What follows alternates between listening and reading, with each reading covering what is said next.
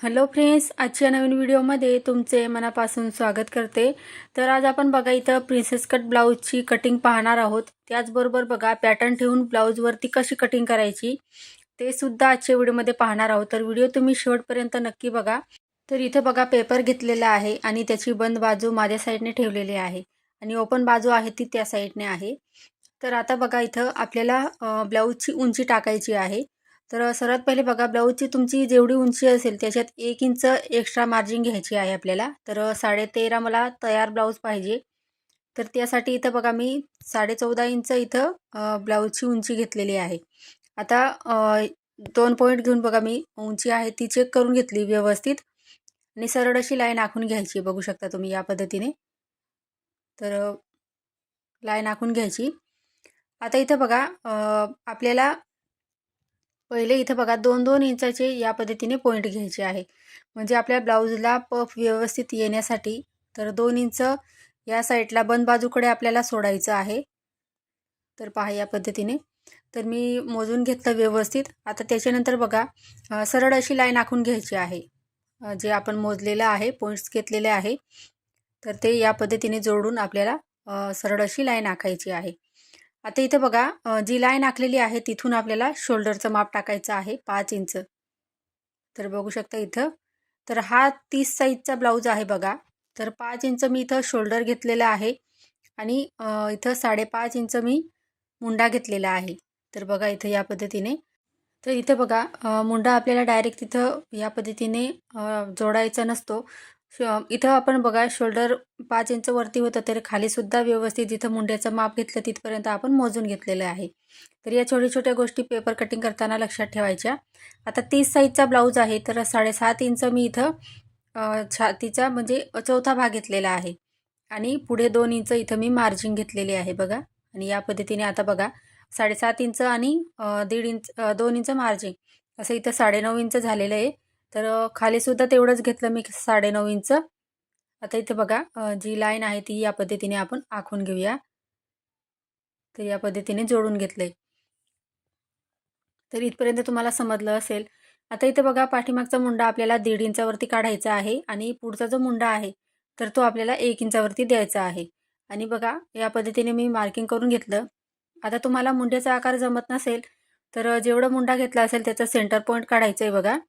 आणि या पद्धतीने व्यवस्थित असं आपल्याला इथं छोटे छोटे असे डॉट्स द्यायचे आहे। म्हणजे काय होईल तुमचा मुंड्याचा आकार परफेक्ट येईल। आणि तुम्ही जर नवीन शिकत असाल तर पेन्सिलचा वापर करा आणि प्रॅक्टिस जास्त राहील तर मग इथं पॅटर्नसुद्धा तुमचं व्यवस्थित येईल। आता इथे बघा दोघं मुंड्याचे आकार इथं आपण देऊन दिले।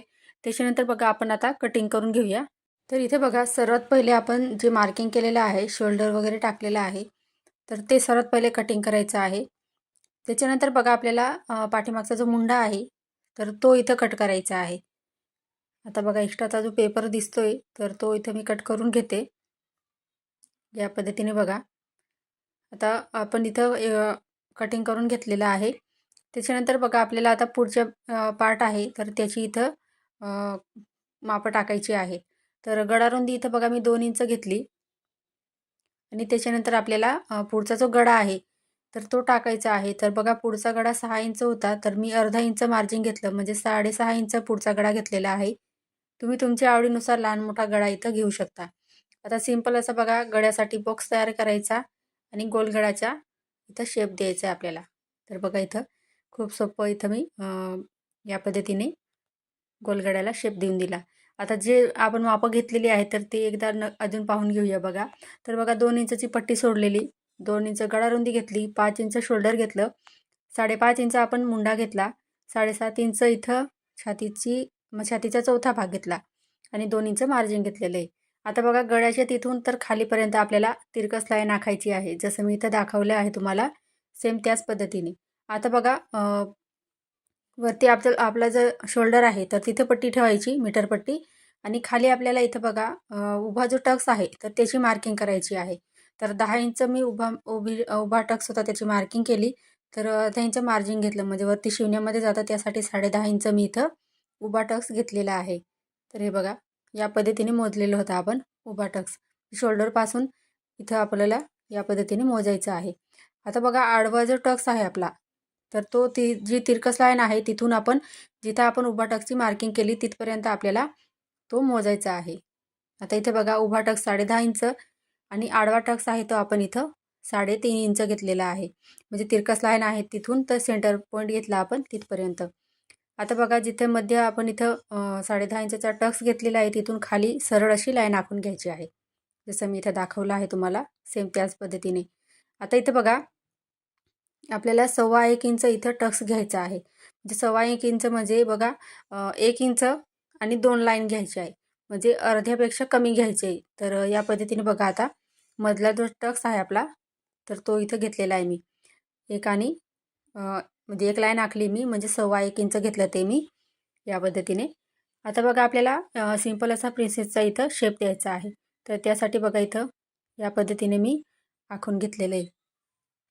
तर तुम्ही इथं याचा स्क्रीनशॉट काढू शकता. तर नंतर तुम्ही वहीमध्ये लिहून याच पद्धतीने पेपर पॅटर्न तयार करायला शिकू शकता तुम्ही. तर त्यासाठी बघा आता इथं बघा जी सरळ लाईन आखलेली होती तिथं मी म्हणजे आपण 2 इंचची पट्टी सोडलेली होती तिथं मी खाली तिथं मार्किंग करून घेतले. म्हणजे पाठीमागचं पार्ट आहे तो कटिंग करताना आपलं म्हणजे तेवढा पार्ट आपला एक्स्ट्रा राहणार नाही. म्हणजे हे पुढच्याच भागामध्ये आपलं एक्स्ट्राचं मार्जिन राहतं त्यासाठी. आता वरती बघा जिथं गळारुंदीचं मार्किंग केलं तिथे पण एक छोटासा कट्स मारून घेतला मी. आणि बघा पाठीमागचा पार्ट आहे त्याला या पद्धतीने एक्स्ट्राची जी 2 इंचची पट्टी होती तर ती या पद्धतीने फोल्ड करून घेतलेली आहे. आता बघा तर या पद्धतीने चेक करून घ्यायचं. वाटल्यास तुम्ही इथं शोल्डर मोजून घ्यायचं बरोबर आहे की नाही ते. तर इथं बघा बरोबर आलं शोल्डरसुद्धा. तर हा झाला आपला पाठीमागचा पार्ट. आता पुढच्या भागाची आपण कटिंग करून घेऊया. तर सर्वात पहिले बघा इथं मुंड्याचा आकार कटिंग करायचा आहे या पद्धतीने. त्याच्यानंतर बघा पुढचा गळा आहे तर त्याची कटिंग करून घ्यायची. बघू शकता तुम्ही या पद्धतीने व्यवस्थित असं बघा कटिंग करून घ्यायचं आहे. आता बघा मधला जो टक्स आहे तर तो सुद्धा कट करायचा आहे बघा इथं या पद्धतीने. आणि प्रिन्सेसचा आकारसुद्धा इथं कटिंग करून घ्यायचा आहे. तरी बघा पुढच्या भागाची सुद्धा आपली कटिंग झाली. आता इथे बघा एक पेपर घेतलेला आहे आणि या पद्धतीने बघा बंद बाजू या साईडने ठेवलेली आहे. आता इथं बघा बंद बाजूकडून आपल्याला बाहीची उंची टाकायची आहे. म्हणजे जेवढी तुम्हाला लहान मोठी बाही पाहिजे त्या हिशोबाने तुम्ही इथं बाहीची उंची घ्यायची. तर बघा 3.5 इंचची बाही पाहिजे होती तर मी इथं बघा 4.5 इंच बाही लांबी घेतली. आता इथं बघा छातीची घडी आपण किती घेतली होती 2 इंच मार्जिंग सहित 9.5 इंच घेतली होती. तर बघा बाहीची कटिंग करताना 1 इंच मायनस करायचं आहे. तर मी इथं 8.5 इंच बाहीची इथं घडी घेतलेली आहे. आता त्या साईडला बंद बाजूकडे 4.5 इंच घेतलं म्हणून या साईडला सुद्धा 4.5 इंच घ्यायचं आणि या पद्धतीने आपल्याला एक बॉक्स तयार करायचा आहे बघा बाही काढण्यासाठी म्हणजे या पद्धतीने. आता बघा वरून खाली 2.5 इंच घ्यायचं आहे. तर तुम्ही साईज कोणतीही असेल तर फक्त घडी बदलते आणि 2.5 इंच जिथं बाही कटिंग करण्यासाठी घ्यायचं आहे. आता इथे बघा व्यवस्थित असं मोजून घेतलं आणि जिथं 2.5 इंच घेतलं तिथून आतल्या साईडला 2 इंच घ्यायचं आहे आणि तिरकस अशी लाईन आखून घ्यायची आहे बघा या पद्धतीने. आता इथे बघा 1.5 इंचाची आपल्याला 3 पॉईंट घ्यायची आहे. तर तुमची बाही जर जोडताना कमी पडत असेल किंवा बाहीमध्ये चुन्या येत असतील तर तुम्ही या पद्धतीने बाही एकदा नक्की ट्राय करून बघा. तर व्यवस्थित अशी बाही बसते. तर बघा 3 पॉईंट घेतले तर पहिला पॉईंट आहे त्याला खाली अर्धा इंच घेतलं आणि वरचे जे 2 आहेत त्यांना वरच्या साईडने घ्यायचं आहे. आणि बघा अंदाजे बाहीचा आकार न देता आपण या पद्धतीने सिंपल असा बाहीचा आकार इथं देऊ शकतो. तर तुम्ही जर नवीन शिकत असाल तर तुम्ही पेपरवरती प्रॅक्टिस करा बाहीचा आकार काढण्यासाठी म्हणजे मुंड्याच्या इथं आकार काढण्यासाठी. तर तुम्हाला सुद्धा परफेक्ट जमेल. आता इथं बघा खाली दंडघेरचं माप टाकायचं आणि जेवढं आपण ब्लाऊज कटिंगमध्ये जेवढं मार्जिन घेतलं होतं तर तेवढं इथं मार्जिन आपल्याला ॲड करायचं आहे. तर बघू शकता आता कटिंग कसं करायचं. तर वरचा जो आकार आहे तर तो सर्वात पहिले कटिंग करून घ्यायचा आहे. तर बघू शकता तुम्ही या पद्धतीने कट करून घ्यायचं. त्याच्यानंतर बघा बाहीला ओपन करायचं आणि आपल्याला पुढचा जो मुंड्याचा आकार आहे तर तो इथं कट करायचा आहे. तर बघू शकता तुम्ही या पद्धतीने मी इथं कट करून घेते पुढचा मुंड्याचा आकार. तर बघा बाहीसुद्धा कटिंग झाली. आता बघा जे पॅटर्न तयार केलं आहे आपण तर ते कापडावरती ठेवून कशी कटिंग करायची ते सुद्धा पाहूया आपण. तर बंद बाजूकडून मी अस्तरचं कापड ठेवलेलं आहे. तर बंद बाजू कापडाची माझ्या साईडने आहे.